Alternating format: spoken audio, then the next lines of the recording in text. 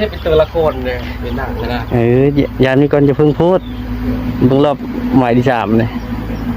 นี่ผมทองเปิดเผยออกมาแล้วไม่เลือกขึ้นเนี้ยใส่หลังหน้าขึ้นตั้งเปิดเผยตัวออกมาแล้วหนุ่มผมทองขึ้นตั้งเนื้อตั้งโอ้ยยันเย็บยังป่านี่เลยนะไปพี่น้องดึงขึ้นมาตัว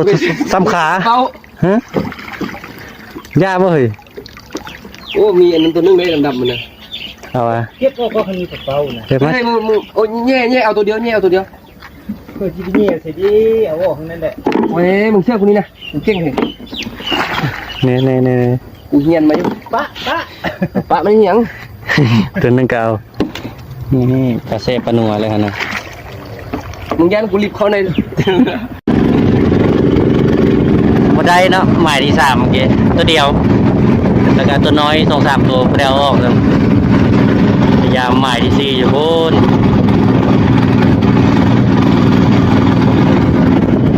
อันนี้ปลาที่เราได้เนาะเราไปซอยตัวนี้ซอยใส่จุ่มปลาสบิปลากระเป๋ากับตัวพวกใหญ่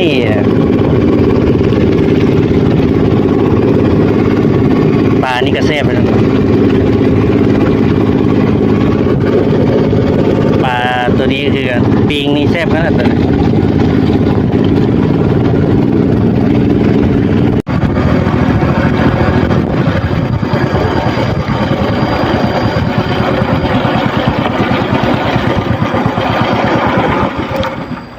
เจ้ามัดว่าตัวงัดเอาโลกนี่งัดขึ้นมาเรียนขนานี่แหละ